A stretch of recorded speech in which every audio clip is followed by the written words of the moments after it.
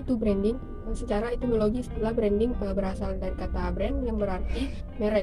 Sedangkan secara istilah branding merupakan aktivitas pencitraan yang dilakukan agar sebuah merek atau sosok terlihat berbeda dari merek lain, sehingga menarik dan mudah diingat oleh masyarakat dalam branding.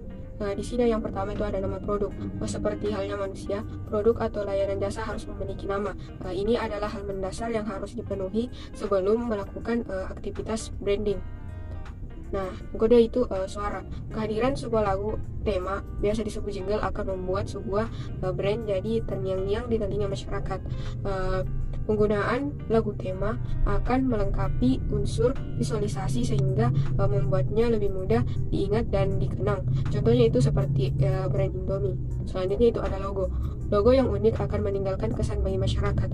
Dalam pembuatan logo, sebuah perusahaan akan memikirkan faktor keunikan dan citra yang sesuai dengan brand. Karena itu banyak perusahaan yang rela merogoh kocek dalam menyewa jasa profesional untuk membuat sebuah logo. Selanjutnya itu ada tampilan visual. Warna kemasan, desain produk, desain kemasan, dan sejenisnya termasuk dalam tampilan visual. Contohnya itu seperti pada gambar, yaitu ada brand Jokowi. Warna kemasannya yang bagus sehingga membuat para pelanggan untuk tertarik. Misalnya itu ada maskot. Penggunaan maskot sebuah produk bisa meningkatkan pemasaran produk. Contohnya itu pada gambar itu ada maskot Maxwell. Misalnya itu kata-kata. Terciptanya slogan atau tagline yang cerdas dari sebuah brand akan selalu meninggalkan kesan mendalam dalam proses pembuatan brand. Copywriter biasanya akan memilih kata-kata dengan citra positif dan mudah diingat. Nah, contohnya itu seperti pada gambar. Yang pertama itu ada untuk membangun citra yang bagus. Bila suatu perusahaan memiliki citra yang bagus, maka produk atau jasa yang ditawarkan oleh perusahaan akan mudah dikenal oleh orang. Nah, yang kedua itu ada untuk memberikan ciri khas. Perusahaan yang mempunyai branding yang kuat akan mudah dikenali oleh masyarakat. Hal itu dikarenakan aktivitas branding yang dilakukan telah memberikan penanda dan ciri khas sebuah produk. Untuk promosi dan daya tarik, aktivitas branding seringkali dilakukan semaksimal dan semenarik mungkin. Jika aktivitas tersebut memiliki keunikan dan keberhasilan memikat masyarakat, maka produk dari sebuah perusahaan berpotensi jadi terkenal. Yang keempat ada alat pengendali pasar. Sebuah perusahaan dengan aktivitas branding yang kuat dan memiliki nama yang sangat dikenal, efeknya perusahaan akan menguasai, bahkan bisa mengendalikan pasar. Jenis-jenis branding, di mana yang pertama yaitu produk branding. Seperti namanya, jenis branding ini mencoba mendorong konsumen untuk memilih produk milik suatu perusahaan di atas produk kompetitor. Ini adalah aktivitas branding yang paling umum.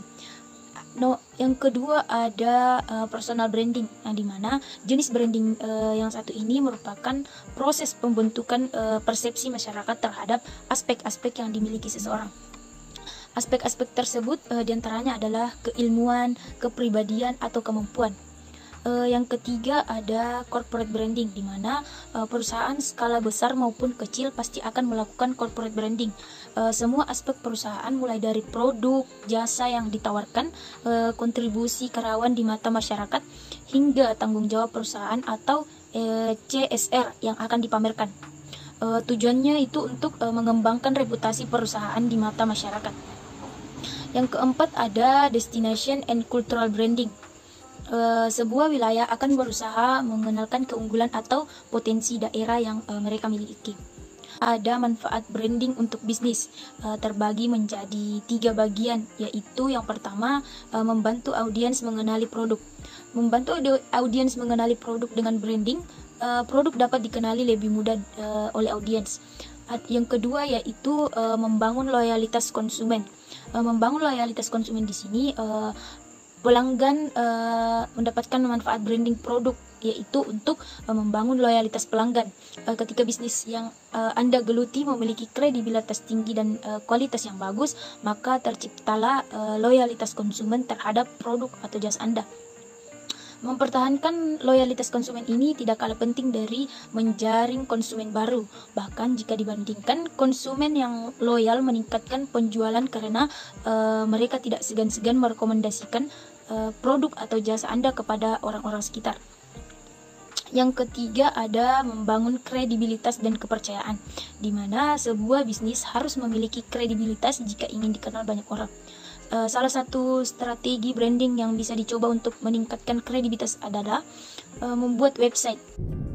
Contoh branding, di mana pada gambar pertama dapat teman-teman lihat McDonald beberapa kali mengganti logo atau nama merek sehingga bisa melihat yang sekarang. Sekarang itu kalau lihat logo tanpa nama pasti kita udah tahu kalau ini merupakan brand McD. Berarti branding namanya udah berhasil. Nah, gambar yang kedua itu dimana McDonald setiap ada momen pasti mengeluarkan inovasi atau menu-menu baru. Contohnya seperti pada gambar ada McDonald gulai yang dikeluarkan kemarin pada saat bulan Ramadan. Ini juga viral kemarin karena ada beberapa konten kreator yang membuatkan videonya.